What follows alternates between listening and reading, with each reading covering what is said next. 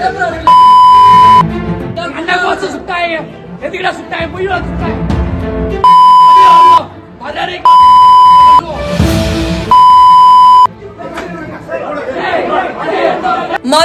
25 kilo கஞ்சா வழக்கில் 12 ஆண்டுகள் சிறை தண்டனை அறிவித்த போதைப் பொருள் தடுப்பு சிறப்பு நீதிமன்ற நீதிபதிக்கு சிறையில் இருந்து வெளியில் வந்து கொலை செய்வோம் என பகிரங்கமாக கொலை மிரட்டல் விடுத்ததால் பரபரப்பு. இந்த காலத்துல நல்லதை சொல்றவங்களே நாட்டுல கொஞ்சம் பேர் தான்டா. தற்பொழுது நீங்கள் கண்ட காட்சி கடந்த சில நாட்களுக்கு முன்பாக மதுரை உயர் நீதிமன்றத்தில் பாத்தீங்கன்னா ஒரு வழக்கு வருகிறது. இதுல 2 சகோதரர்கள் கஞ்சா விற்கிறது, அது போல சமூக விரோத செயல்களில் ஈடுபடுறாங்க. அவங்களை போலீசார் பிடித்து என்ன பண்றாங்க, நீதிமன்றத்துல கொண்டு ஆஜர்படுத்தும் போது அங்க இருக்கிற நீதிபதி என்ன பண்றாரு, அவர்களுக்கு தண்டனை கொடுக்காங்க. இந்த தண்டனை கேட்டு வெளியே வந்தவன் நீதிபதிக்கு என்ன பண்றான், பயங்கரமா கொலை மிரட்டல் விடுத்து அந்த ஜன்னல்லாம் அடிச்சு உடைச்சு என்ன பண்றான், பயங்கர கலவரம் பண்றாங்க. அப்புறம் போலீஸ்காரங்க என்ன பண்றாங்க, அவங்க எப்படி கவனிப்பாங்களோ அந்த மாதிரி கவனிச்சு என்ன பண்றாங்க, எழுத்துட்டு போறாங்க. சோ இந்த சம்பவத்துக்கும் நேற்று தூத்துக்குடி ஆசிரியர் திருமண்டலத்தின் அந்த திருமண்டல அலுவலகத்தின் வளாகத்தில் நடந்த சம்பவத்துக்கும் கொஞ்சம் குறைய கூட பாத்தீங்கன்னா வித்தியாசம் இல்லைன்னு நான் கருதுறேன். ஏன்னா அங்க இருக்கிறது பாத்தீங்கன்னா ஒரு முன்னாள் நீதிபதி, அவர்கள் எல்லாரும் பாத்தீங்கன்னா வயது சென்றவர்கள், மதிக்கத்தக்கவர்கள். அதாவது சட்டம் என்பது எல்லாரும் மதிக்கத்தக்க ஒன்று. அதுல வந்து பாத்தீங்கன்னா பெரியவன், உயர்ந்தவன், தாழ்ந்தவன், பணக்காரன், பெரிய பலசாலி அப்படிலாம் கிடையாது. அவர் வயது எவ்வளவாக இருந்தாலும் சரிதான், அந்த பதவிக்கும் அந்த அதிகாரத்துக்கு தான் வந்து நம்மளுடைய அங்க மதிப்பு. ஆனா கொஞ்சம் கூட எந்த பயமும் இல்லாம அந்த திருமண்டல அலுவலகத்துல புகுந்து, அதாவது யாரும் இல்லாத சமயத்துல, இது பெரிய ஒரு வீரம்.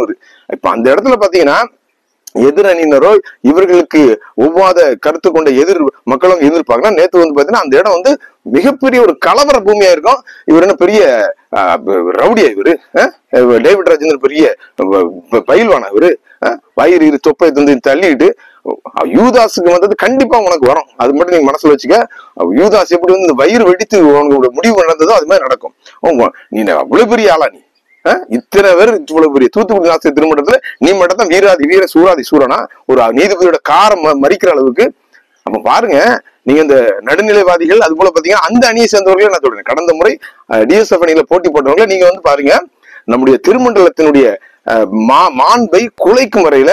அப்ப அந்த முன்னாள் நீதிபதிக்கு அப்ப இங்க ஒரு மனுஷன் கூட இல்லையா, எனக்கு பாதுகாப்பு இல்லையாங்கிற அளவுக்கு நேரத்துல பரிதவித்திருப்பாங்க. நேற்று இரவு உறங்கினாங்கன்னே தெரியல. இப்படி ஒரு சம்பவத்தை அவங்க பார்த்துருக்க மாட்டாங்க வாழ்நாள்ல.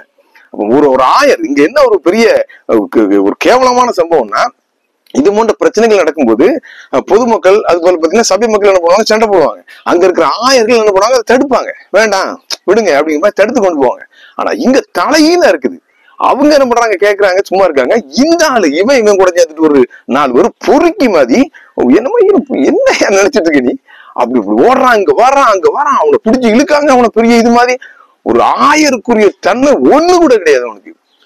அப்படி என்ன நெஞ்ச மனத்தில் என்ன அணி பெரியவ நீ, பிசிக்கலாவோ இல்லாட்டா வந்து பாத்தீங்கன்னா இது நீ நாங்களே சொல்றோம், நாங்க நீ அப்படி கொண்டாலும் வாங்க, நீ வா, உனக்கு ஆயருக்குரிய ஒரு தன்மை உனக்கு இருக்க பாருங்க.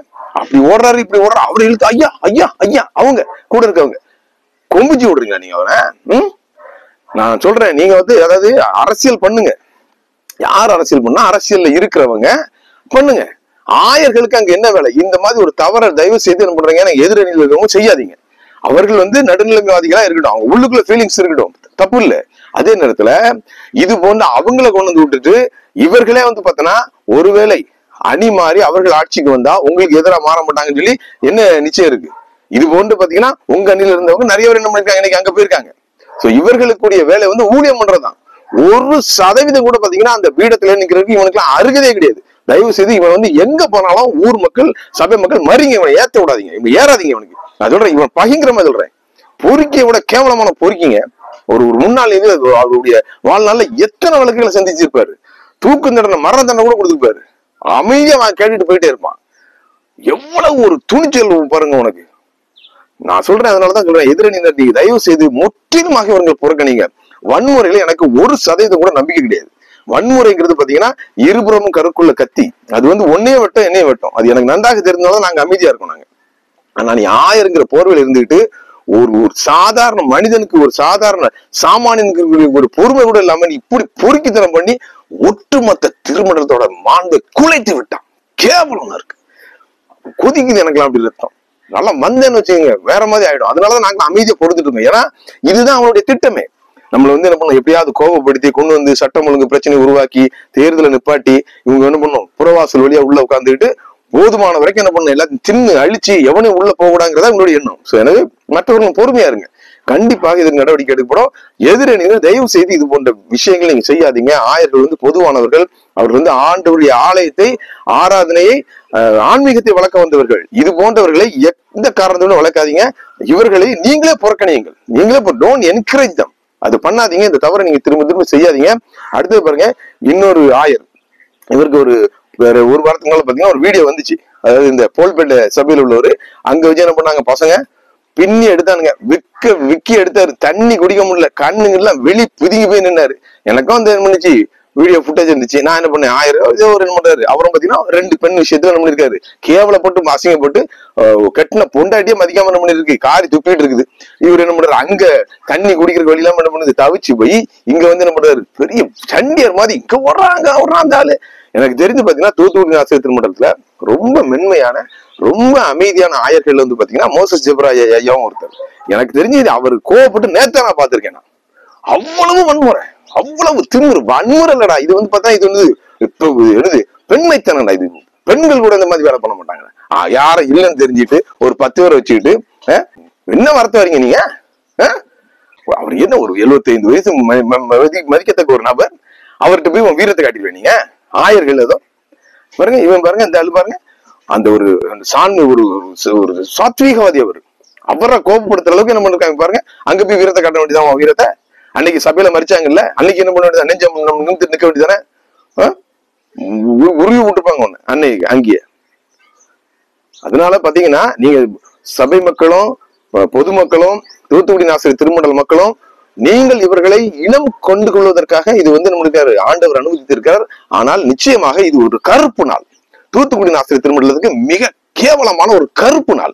ஒரு ஆயர்களை நின்று இப்படி ஒரு அடிதடி ஒரு அமர்க்களத்தை பண்ணியது நான் இதுவரைக்கும் வந்து பாத்தீங்கன்னா எந்த திருநெல்வேலி திருமண்டலத்திலும் சரி தூத்துக்குடி ஆசிரியர் கண்டதே கிடையாது. இதற்கு வித்திட்டவர்கள் இதற்கான பலனை நீங்கள் நிச்சயமாக அனுபவிப்பீர்கள். நிச்சயமாக அந்த நீதிபதிகள் அவ்வளவு மனசு உடைஞ்சிருப்பாங்க. அது போல அவங்க இருந்தவங்க அவ்வளவு வேதனைப்பட்டிருப்பாங்க. ஒரு ஆயர்கள் செய்யறாங்கன்னு சொல்லிட்டு அவங்க நம்ம அதிர்ச்சியில உறைஞ்சு போயிருப்பாங்க. இதற்கான பலனை ஒருவேளை நீ நல்லா இருந்தாலும் சரி, உன் குடும்பமும் உன் சந்ததியா வந்து பாத்தீங்கன்னா இதே நிலைமை நீ இல்லையா பாருங்க. ஒரு நீதிமான்களை அவர்கள் வந்து நியாயம் செய்து வந்தவர்களை இப்படி வழிமறித்து இப்படி தரக்குறைவாக பேசி அவர்களை அடிப்பது போல மிரட்டுவது. அது போல தூத்துக்குடி ஆசிரியர் திருமண்டலத்துல பொறுப்பு பேராயர் செல்லை அவர்களே, அவரும் வயது மிக்கவர், அவரே மறிச்சு கெட்ட வார்த்தை எல்லாம் பேசியிருக்காங்க அந்த ஆளு. நானும் கேட்டுட்டு தான் இருக்கேன். அதனால வந்து உனக்கெல்லாம் உண்மையில சொல்றேன், 7ஆம் நரகத்துல கீழா நரகம் சொல்லுவாங்க, அதுதான் கிடைக்கும். சந்ததி அவன் நடக்குதா இல்லையா பாருங்க. ஒரு காரணம் இல்லாமல் ஒரு நீதிமான்களை, அவர்கள் தவறு இருந்தாலும் கூட வயதுக்கு கூட மரியாதை கொடுக்காம நீ எல்லாம் என்ன அங்கி போட்டாலே நீ, உனக்கு எவன் ஆர்டினேஷன் கொடுத்தா உனக்கு? ஒருக்கித்தனம் பண்ணிட்டு பாருங்க, வீடியோ பாருங்க. நீங்க அப்படி ஒரு எந்த மனிதனும், ஒரு வன்முறையாளன் கூட அதை ஏற்றுக்க மாட்டான். ஒரு வன்முறையாளன் கூட என்ன பண்ண மாட்டான், இந்த மாதிரி ஒரு நீதிபதியோ ஒரு வயது சென்றவர்களையோ வழிமறித்து வந்து விளையாட்டா பண்ணதுக்கு ஏற்றுக்கொள்ள மாட்டான். அந்த மாதிரி ஒரு வரலாற்று பிழையுமே பண்ணியிருக்கான். அதுக்கு உடைந்த இடத்துல பாத்தீங்கன்னா முன்னாள் மேனேஜர் முள்ளு ராஜான்னு சொல்றது கரெக்டா இருக்கா? நீ முள்ளு தானே இப்போ குத்தி விட்டு வேடிக்கை பாக்குற நீ? காலங்கள் வந்து எப்பவும் உனக்கு சாதகமா இருக்காது, கண்டிப்பாக மாறும். அன்றைக்கு மொத்தமா அனுபவிக்க கொண்டிருக்கோம்.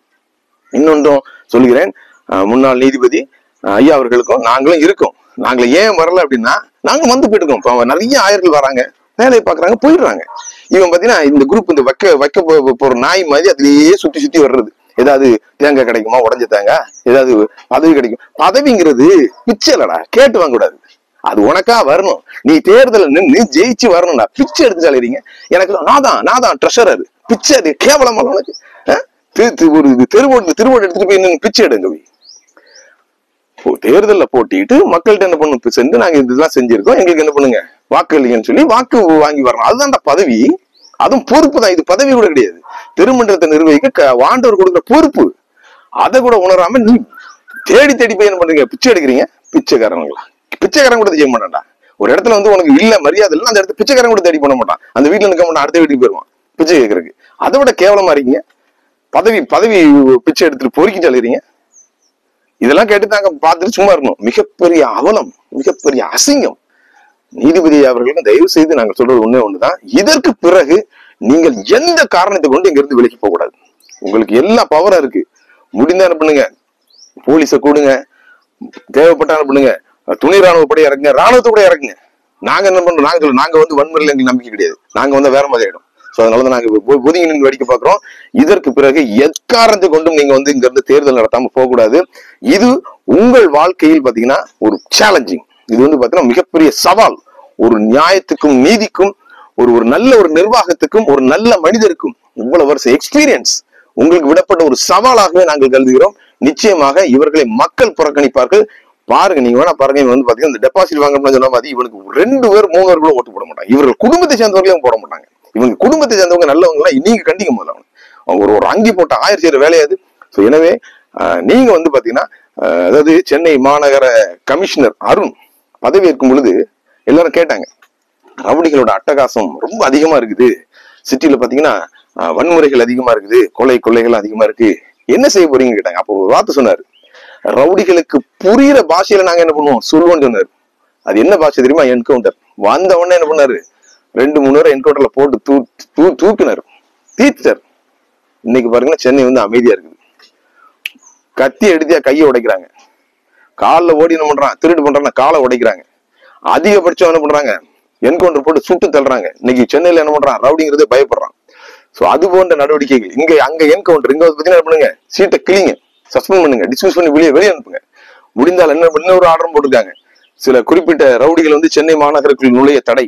அதுபோல குறிப்பிட்ட சில ரவுடிகள் வந்து நெல்லை மாநகருக்குள் நுழைய தடை. அதுபோல நேற்றைய சம்பவத்தில் ஈடுபட்ட அனைத்து இந்த குறைவானவர்களும் இந்த பொறுக்கியானவர்களும் வந்து எக்காரணத்தை கொண்டு இந்த தேர்தல் முடிகிற வரைக்கும் தூத்துக்குடி நாசிரியர் திருமணத்தில் வரக்கூடாதுன்னு சொல்லி ஒரு தடையை போடுங்க. அப்பந்தான் இவர்களுக்கு என்ன பண்ணும், மற்றவர்களுக்கு என்ன பண்ணும், புத்தி வரும். முழு அதிகாரத்தையும் நீங்கள் வைத்திருக்கிறீர்கள். அவர்கள் இனிமேல் இந்த தூத்துக்குடி நாசிரியர் திருமணத்துக்குள்ள இந்த தேர்தல் முடிவு வரைக்கும் உள்ள வரக்கூடாது. அவர்களுக்கு எந்த பதவியும் கிடைக்காது. அவர்கள் வந்து பாத்தீங்கன்னா முற்றிலுமாக புறக்கணிக்கப்பட வேண்டும். அந்த விஷயத்தை நீங்க செஞ்சீங்கன்னா அதிகாரத்தை பயன்படுத்தி, நியாயமான அதிகாரம், இதுல எந்த இதுவும் கிடையாது. எதிரணியினரே என்ன பண்ண மாட்டாங்க, இதை ஏத்துக்க மாட்டாங்க. இந்த மாதிரி ஒரு வன்முறையை யாரும் ஏத்துக்க மாட்டாங்க. மனிதாபிமானம் உள்ள மக்கள் வந்து பாத்தீங்கன்னா யாரும் ஏத்துக்க மாட்டாங்க. உங்களை சந்திக்கிறதுக்கு ஏராளமான நேரம் இருக்கு, என்ன பண்ணலாம், அன்னைக்கு உடனே போய் அதில் தான் மறிக்கணும்னு இருக்கு. சாயங்காலம் என்ன பண்ணலாம், நீங்க தங்கியிருக்க இடத்துல வந்து உங்களை சந்திக்கலாம், அடுத்த நாள் வந்து சந்திக்கலாம்.